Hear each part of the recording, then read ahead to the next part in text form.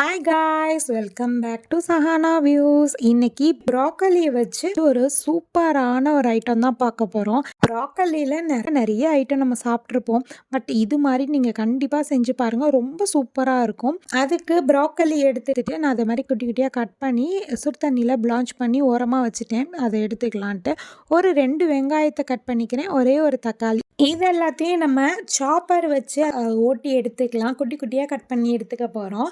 வெங்காயம் தனியாக, தக்காளி தனியாக, இதே மாதிரி சாப் பண்ணி நம்ம எடுத்துக்க போகிறோம்.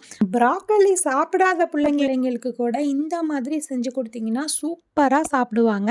ஒரு பாத்திரத்தை அடுப்பில் வச்சுட்டு அதில் நல்லெண்ணெய் சேர்த்துக்கிறேன். நல்லெண்ணெய் நல்லா சூடு வந்ததுக்கப்புறமா நான் குட்டி குட்டியாக சாப் பண்ணி வச்சுருந்த அந்த ஆனியனை சேர்த்துக்கிறேன்.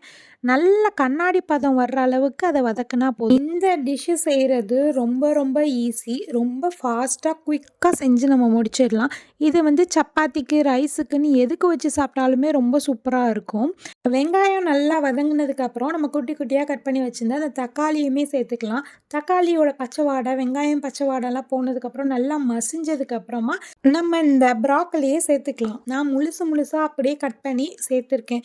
உள்ள உங்கள் பசங்க இந்த மாதிரி சாப்பிட மாட்டாங்க அப்படின்னா இதையுமே நீங்கள் சாப்பரில் ஒரு ஓட்டு ஓட்டிட்டு அதுக்கப்புறமா கூட நீங்கள் இதை சேர்த்துக்கலாம். எங்கள் வீட்டில் பிள்ளைங்கள்லாம் இதை தனியாக அப்படியே எடுத்து சாப்பிடுவாங்க. அதனால நான் இப்படியே சேர்த்துட்டேன். கூடவே கொஞ்சம் மஞ்சத்தூள், மிளகாய்த்தூள், மல்லித்தூள், உப்பு இது எல்லாமே நான் சேர்த்துக்கிறேன். சேர்த்து நல்லா வதக்கிடலாம். கூடவே ஒரு 1/2 டம்ளர் அளவுக்கு தண்ணி இதில் சேர்த்துக்கலாம். தண்ணி நல்லா சேர்த்துட்டு இது எல்லாமே ஒன்று சேர்ந்து சூப்பராக அந்த ப்ராக்கலியுமே வெந்து வர்ற அளவுக்கு நம்ம வெயிட் பண்ணலாம். நல்லா வெந்து வந்ததுக்கப்புறம் நம்ம அது கூட ஒரு 3 முட்டை சேர்த்துக்கிறேன். நான் அது கூட அடுப்பை லோ ஃப்ளேமில் வச்சுட்டு முட்டையை சேர்த்ததுக்கப்புறம் நம்ம நல்லா அப்படியே கிண்டிடக்கூடாது. கிண்டிட்டோம் அப்படின்னாக்கா அதோட ஸ்மெல்லும் நம்மளுக்கு அவ்வளோவா நல்லா இருக்காது. முட்டையும் கரைஞ்சி ஓடிடும். அது டேஸ்ட் அவ்வளோவா நல்லா இருக்காது. ஸோ முட்டையை ஊற்றுனதுக்கப்புறம் லைட்டாக அப்படி மைல்டாக கிளறி விட்டால் போதும். கிளறிட்டு லாஸ்ட்டாக நம்ம இது கூட மல்லித்தழையும் பெப்பரும் சேர்த்து இறக்கணுன்னா சும்மா அட்டகாசமான ஸ்டைலில் ப்ராக்கலி எக் புர்ஜியா ரெடி ஆகிடும். கண்டிப்பாக இதை ட்ரை பண்ணி பாருங்கள்.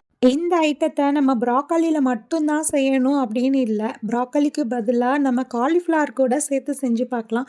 கண்டிப்பாக அந்த மாதிரியும் ஒரு டைம் ட்ரை பண்ணி பாருங்கள், சூப்பராக இருக்கும். இப்போ நான் எப்படி செஞ்சேனோ அதே மாதிரியே நீங்கள் செஞ்சு பார்த்துட்டு அப்புறம் சொல்லுங்கள் எப்படி இருந்துச்சுன்னு.